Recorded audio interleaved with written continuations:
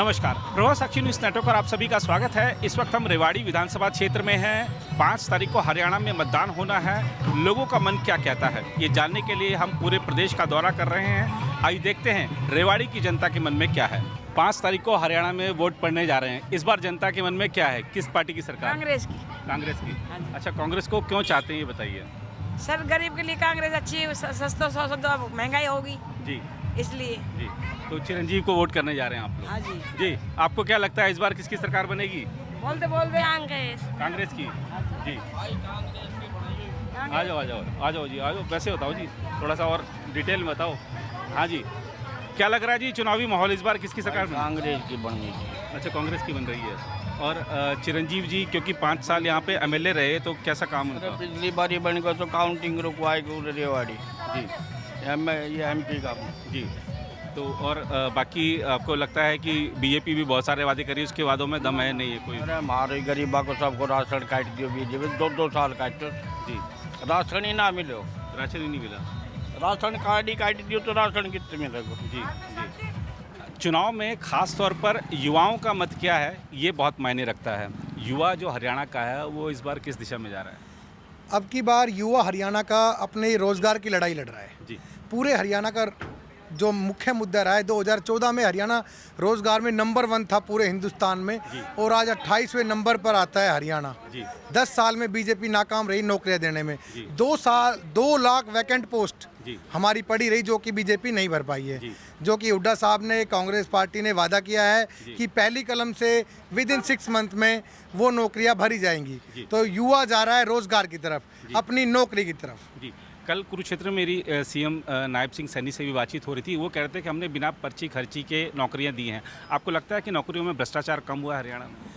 नौकरियां vacant post 2-2 lakh रख ली जब बीजेपी ने, तो नौकरियां दी कहाँ साहब? जी वो तो देते हैं, जैसे 2 लाख पोस्ट है 7600 निकालते हैं भर्तियां। जी 2-2 लाख पोस्ट आज 2014 से अब लग वैकेंट चल रही है, तो उन्होंने नौकरियां दी कहाँ है? दी है नौकरियां, बिना पर्ची खर्ची के दी हैं, लेकिन दी तो 2% है साहब। जी जहाँ नौकरी जब 100% की, वहाँ 2% उन्होंने नौकरियां दी हैं। जी जी हरियाणा का जो युवा है वो चाहता है रोजगार। जी जी, और इसके अलावा अभी जैसे आप पूरे लोगों से बातचीत भी होती होगी, और युवाओं का मन क्या लग रहा है? कांग्रेस तो दावा कर रही है कि कांग्रेस आ रही है, बीजेपी जा रही है। हालात आपको ऐसे ही लग रहे हैं? हरियाणा के हालात ये, हरियाणा हर 10 साल में जी पार्टी को बदल देता है। 10 साल ज़्यादा आज तक हरियाणा पे किसी ने राज नहीं कर पाया कोई भी। जी चाहे वो इनेलो पार्टी रही हो पीछे, चाहे उसके बाद कांग्रेस रही हो, चाहे बीजेपी रही हो। जी बीजेपी ने एक पेंशन का दावा किया था कि हम 5100 रुपये पेंशन करेंगे, बुढ़ापा पेंशन, वो ये कर नहीं पाए। 3000 रुपये मिला के इन्होंने रोक दी। जो अब कांग्रेस पार्टी ने कहा है कि हम पहली कलम से 6000 रुपये बुजुर्ग पेंशन करेंगे,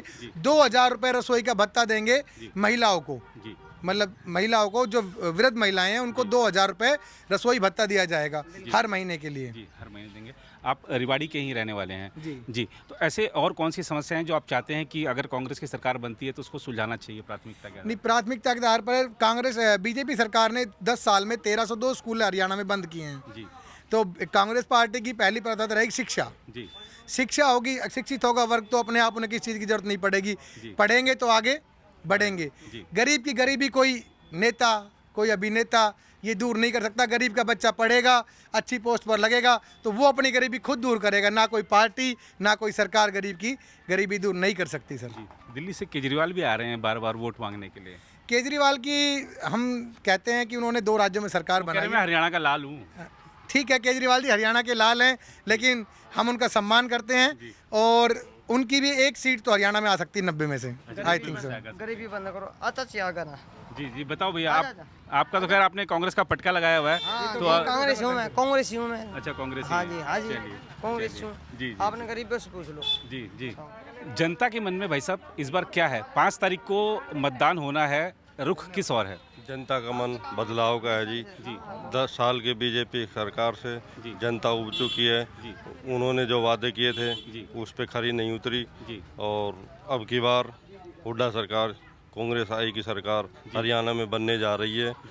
और मैं, हाँ जी, तो हुड्डा की सरकार, लेकिन मुख्यमंत्री के जो दावेदार हैं कांग्रेस में भी बहुत सारे हैं, तो आप पहले से आश्वस्त हैं कि हुड्डा की सीएम बनेंगे? अभी क्या वो हाईकमान फैसला करेगी भाई सीएम कौन बनेगा, लेकिन सरकार कांग्रेस की ही बनेगी हरियाणा में। सरकार कांग्रेस की बनेगी तो जनता मतलब बदलाव का मूड बदलाव का मूड बना चुकी है जी।